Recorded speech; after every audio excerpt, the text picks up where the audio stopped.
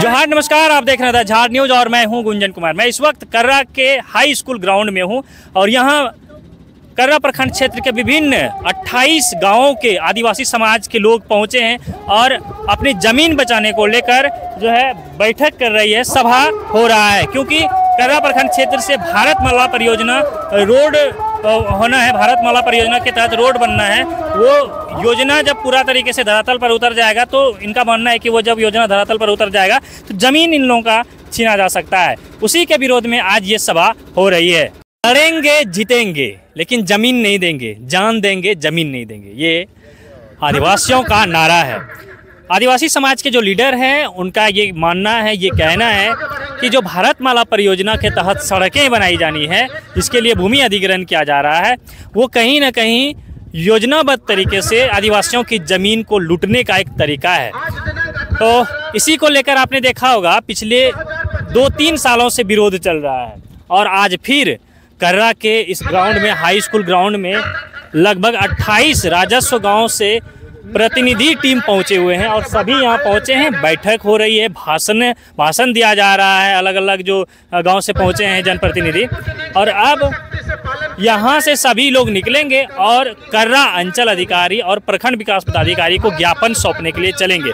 खैर, आज जो बैठक हो रहा है, लगातार भारतमाला परियोजना का जो विरोध हो रहा है, क्यों हो रहा है, हम समझेंगे पाढ़ा राजा सोमा मुंडा जी से। क्योंकि आदिवासी समाज के बारे में जब भी कोई ऐसा मामला आता है, जब समाज का अगुवाई करना पड़ता है, तो पाढ़ा राजा सोमा मुंडा सबसे फ्रंट में रहते हैं। आज भी इन्हें यहाँ कर्रा में बुलाया गया है क्योंकि ये कर्रा प्रखंड जो है प्रभावित क्षेत्र था जहाँ से भारतमाला परियोजना गुजरना है।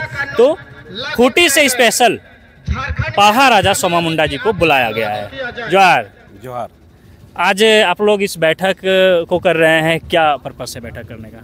देखिए, सरकार बहुत बड़ा परियोजना इधर इस क्षेत्र में ला करके लोगों को आश्वस्त कर दिया है। इस चीज़ का भय है कि हमारा ज़मीन अगर छीना जाएगा तो थाली में मेरा रोटी है, भोजन है, वो लूटने के समान है। ये भारतमाला सड़क परियोजना बहुत लंबा चौड़ा सड़क बनने वाला है और इसका लेके हमारे ग्रामीण इतना प्रभावित है। क्या अगर ज़मीन चला जाए तो मेरा मुआवजा कहाँ मिलेगा? और मुआवजा से ज़्यादा हमारा ज़मीन का चिंता है, क्योंकि आज हमारा पुरखा लोग इस ज़मीन के सारे ही अपना घर का पालन पोषण किया। हर पर्व त्यौहार में उसी के बदौलत हमारा हर चीज़ संपन्न हुआ। मगर आज ज़मीन जितना हमारा अधिकार बनता है उससे ज़्यादा आज बाहर के लोग बिजनेस करके अपना पैसा अधिकार मानता है। लेकिन आदिवासी मूलवासी या यहाँ के किसान जो खतियानी है, इनका मुख्य आधार है जीना, खाना और खेती करके परिवार को चलाना बहुत बड़ा संपत्ति है। और इसी का उलटा जाएगा तो इनका आने वाला भविष्य क्या होगा, इसी का आंदोलन है। और विगत 5-6 वर्षों से इसका लड़ाई चल रही है। सरकार तक इनका पहले भी ज्ञापन दे चुका है कि भारतमाला सड़क परियोजना सदा के लिए रद्द करें। आप लोग तो ये भी चर्चा करते हैं कि कहीं ना कहीं ये परियोजना जो है आदिवासियों का जमीन लूटने का सोची समझी साजिश है। क्योंकि जब परियोजना के तहत सड़क निर्माण हो जाएगा तो उसमें स्थानीय लोगों को कोई लाभ नहीं दिख रहा। ये आप लोग भी चर्चा कर रहे हैं, हमने सुना है, हमारे साथ भी कभी चर्चा की। क्या कह रहे हैं? देखिए, हमारा आदिवासी को भी मैंने यहाँ से विस्थापन का कोई रास्ता नहीं है। बिल्कुल बेघर कर देना, ज़मीन भूमिहीन कर देना है ताकि इनका खेती योग्य ज़मीन भी चला जाए, इनका जंगल भी चला जाएगा, इनका सरना मसना भी चला जाएगा, इनका जितना जीविका का आधार प्राकृतिक से उत्पादन होने वाला इनका अधिकार लूटा जाए। इसलिए हम लोग विरोध करते हैं कि पहले से भी देखिए इस क्षेत्र का क्षेत्रीय पार्टी का आंदोलन था, झारखंड पार्टी का।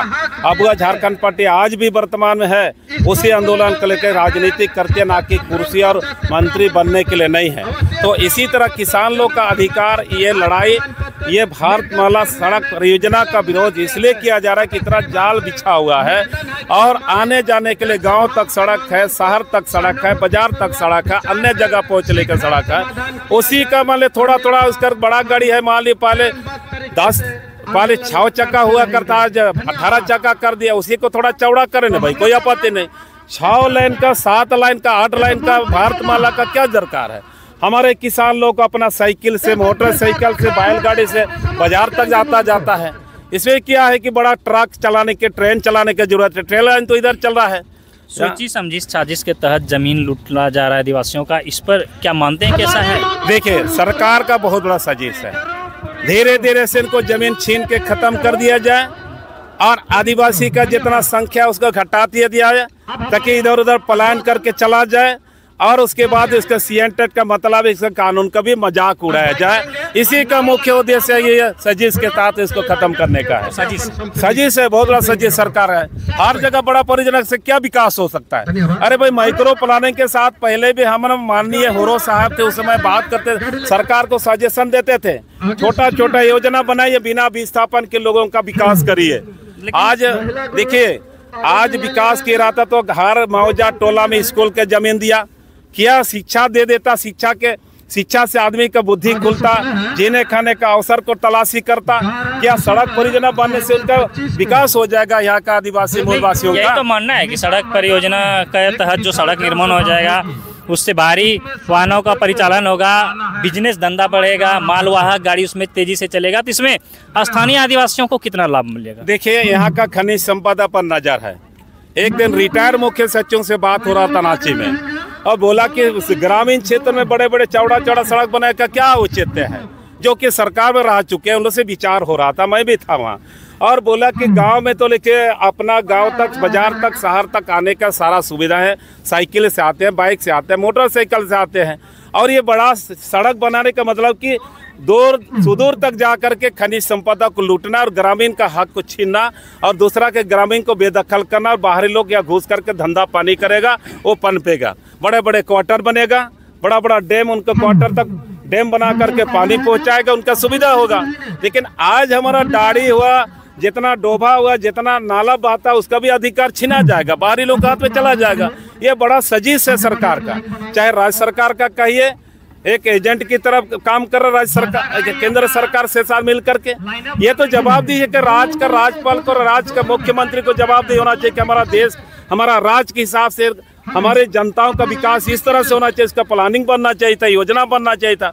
ये तो बड़ा परियोजना बना करके, जैसे क्या कहना चाह रहे हैं? ये हम लोग कह रहे हैं कि भारतमाला सड़क परियोजना को रद्द करना चाहिए, और जैसे सबसे बड़ा जंगल सखुआ का साल वृक्ष का है, सरंडा में जानवरों को संरक्षण के लिए कर रहा है। अरे भाई, यहाँ आदमी को जीने खाने का बहुत सारा वहाँ पर उत्पादन होता है, उसको भी किसी भी तरह से अभयारण्य बनाने से रोक लगा देना चाहिए। यही हम लोग का मकसद है कि जल्द उसका भी विरोध करेंगे, उसका भी हम लोग विरोध करेंगे। आदिवासियों को चल रहा है, उससे आदिवासी जो स्थानीय लोग हैं को उससे रोजगार नहीं मिलेगा, और रोजगार का कोई संभावना नहीं है। देखिएगा ना, यहाँ पर आज हमारा छोटा सा मेरे बिहार बना है, वहाँ भी तो बाहरी घुस के किया है, बस हाजिरी कम करने लगे, कुछ लोगों को झाड़ू उड़ू के लिए मिला, अलग बात है। लेकिन आज देखा जाए तो यहाँ पर रोजगार के लिए दूसरा कोई करता है, स्थानीय लोग कहाँ करता है। इसी तरह बड़ा परियोजना अगर बनेगा तो समझ लीजिए बाहर से काफ़ी लोग आएंगे और वहाँ के प्रभावित होगा, इलाका वातावरण खराब हो जाएगा।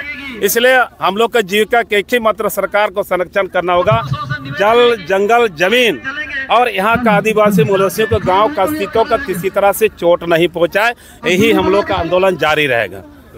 तो ये जो है, हमने पहले ही इनका परिचय करवाया, ये पाढ़ा राजा सोमा मुंडा जी हैं, और ये जो है अपने समाज को लीड करते रहते हैं, किसी भी प्रकार का आंदोलन हो तो हमने इनसे जो बातचीत किया, तो बातचीत में निष्कर्ष यही निकला कि जल, जंगल और ज़मीन को संरक्षण देना है, उसे संरक्षित करना है, किसी भी कीमत पर ज़मीन नहीं देंगे।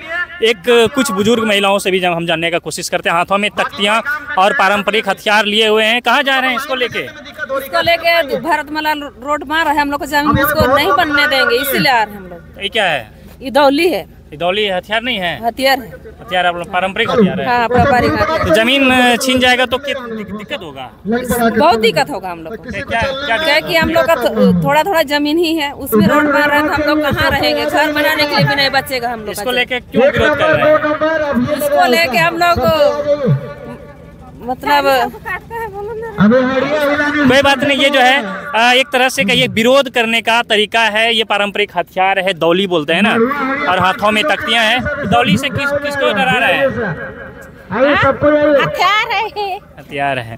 चलिए कोई बात नहीं, बहुत सारी बुजुर्ग महिलाएं भी हैं, हम इन लोगों से जानने का कोशिश कर रहे थे। हालांकि हमने पाढ़ा राजा से बात किया, पूरा जानकारी लिया कि क्यों आज जो है ये इस ग्राउंड में बैठक किया जा रहा है, क्यों सभा की जा रही है।